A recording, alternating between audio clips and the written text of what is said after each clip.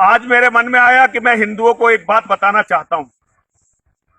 जब मैं हिंदुओं से कहता हूं कि हिंदुओं तुम बच्चे पैदा कर लो, तो हिंदू कहते हैं हम इन्हें खिलाएंगे क्या और हमारे बच्चों की जिम्मेदारी कौन लेगा। हिंदुओं, मेरी बात एक बात अच्छी तरह से समझ लेना। यदि तुम्हारे जो अपने अभी 2 बच्चे हैं या 1 बच्चा है, यदि उसे बचाना चाहते हो तो और बच्चे पैदा करो। यदि हम इन भारत के रहने वाले इस्लाम के जिहादियों से यदि हम जनसंख्या का युद्ध हार गए, तो शायद ही कोई ऐसा बच्चा होगा जिसे चिता नसीब होगी या जिसे अंतिम संस्कार नसीब होगा। हमारे बच्चों को चिताएं भी नसीब नहीं होनी है।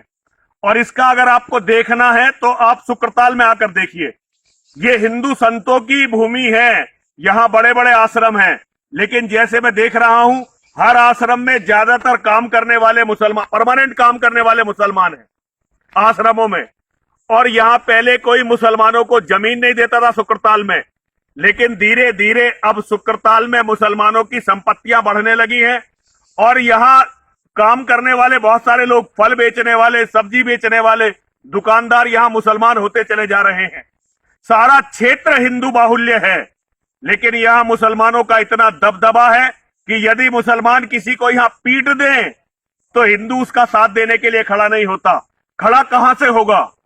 कमजोर हो चुकी है ये कौम इतनी कि अब अपने भाई का साथ नहीं देती।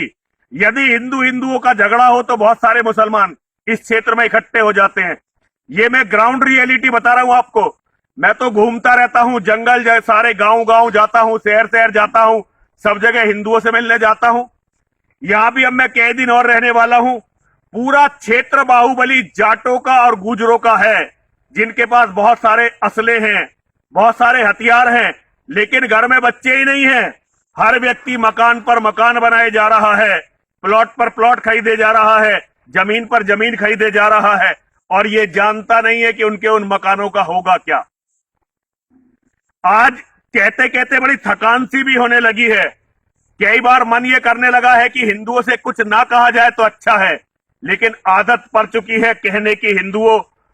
अब मैं चुप भी नहीं रह सकता, और मैं ये सोचता हूं जीवन मेरा बचा ही कितने दिनों का है जो मैं अब चुप रहूं। मैं मां गंगा के तट से हिंदुओं तुम्हें केवल इतना कहना चाहता हूं, केवल तुम्हारे घर में बच्चे, लड़के, बेटे, बच्चों में भी बेटे, क्योंकि बेटों के कंधे पर होता है पूरे परिवार की रक्षा का भार। केवल बेटे और बेटों के हाथ में हथियार तुम्हें बचा सकते हैं, इसके सिवा तुम्हें कोई बचा नहीं सकता।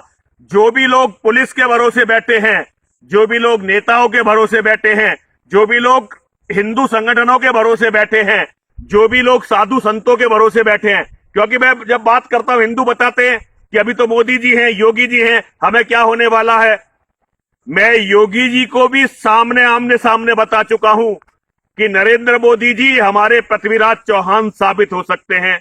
सत्ता का ट्रांसफर मोदी जी के बाद योगी जी तक या किसी हिंदू तक नहीं जाएगा, सीधा मुसलमानों को हो जाएगा। और मुझे लगता है कि 29 तक यदि यही भयावह मुसलमानों की आबादी यूं ही बढ़ती रही और हमारी घटती रही, तो हमारे विनाश को कोई नहीं रोक सकेगा और भारत का प्रधानमंत्री मुसलमान हो जाएगा।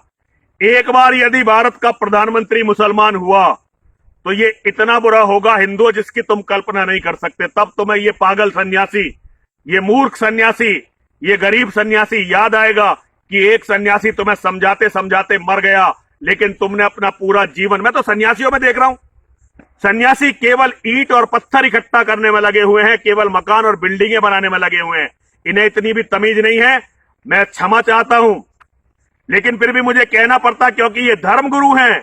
इनके आश्रम देखिए केवल त्योहारों पर खुलते हैं, बाकी इनके आश्रम बंद रहते हैं। आश्रमों में कोई सफाई करने वाला भी ठीक से नहीं होता। यदि हिंदू जीवित रहना चाहते हैं तो अपने धर्मगुरुओं से कहें, जैसे मुसलमानों की मस्जिदों से और मौलानाओं से वे मदरसे बनाते हैं और गरीब बच्चों को रखते हैं, उन मदरसों में भोजन देते हैं, ऐसे ही हमारे सारे मठों को, सारे मंदिरों को गुरुकुल बनाने चाहिए। और गुरुकुल इनके मदरसों जैसे नहीं बनाने चाहिए, एक से एक आधुनिक गुरुकुल बनाना चाहिए, जहां से योद्धा पैदा हो, जहां से लड़ाकू पैदा हो, जहां से अफसर पैदा हो, जहां से वैज्ञानिक पैदा हो, डॉक्टर पैदा हो, इंजीनियर पैदा हो, मैनेजर पैदा हो, वकील पैदा हो।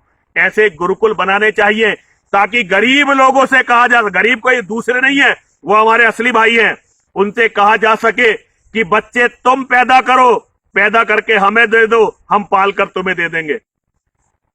बड़ा हुआ तो क्या हुआ, जैसे पेड़ खजूर, पंछी को छाया नहीं, फल लागत अति दूर। हमारे जो धर्मगुरु हैं वो खजूर के पेड़ की तरह हो गए हैं, ना तो किसी को छाया दे पा रहे हैं, ना ही उनका फल किसी को मिल रहा है। हिंदुओं, ये लोग तो भाग भी जाएंगे देश छोड़कर, जिनके पास पैसे हैं वो देश छोड़कर भाग भी जाएंगे, लेकिन तुम्हारा क्या होगा? और जो लोग दानवीर हैं, दानदाता हैं, मैं उनसे कहना चाहता हूं अपना दान ऐसी जगह दो जहां धर्म की रक्षा हो सके, और ऐसा दान दो कि हिंदू ज्यादा से ज्यादा बच्चे पैदा करने के लिए प्रेरित हो। तुम यदि खुद बच्चे नहीं पैदा कर सकते तो जो तुम्हारे साथ मजबूत हिंदू रहते हैं उनसे कहो कि बच्चे पैदा करो, हम खर्चा देंगे, हम गोद लेंगे। इससे बड़ा कोई धर्म नहीं हो सकता। यदि सनातन मिट गया, यदि सनातन धर्म मिट गया तो तुम्हें किसी को भी स्वर्ग की तो छोड़ दो, नरक में भी जगह नहीं मिलेगी, और तुम्हारी आत्माएं ऐसे ही शाश्वत ब्रह्मांड में घूमती रहेंगी। मेरा केवल हिंदुओं तुमसे इतना कहना है, जनसंख्या की लड़ाई को मत हार जाना। हर हिंदू को बताओ कि ये जो तुम एक एक कीड़ा पैदा कर रहे हो, ये बेटा नहीं होता, बोझ होता है। इस बोझ को अपने संसाधनों में बदलो। हर हिंदू 3-3, 4-4 बेटे पैदा करे। यही गंगा मां के तट से मेरा एक संदेश है हिंदुओं के लिए। सभी बोलेंगे, बोलिए, हर हर महादेव, हर हर महादेव, हर हर महादेव।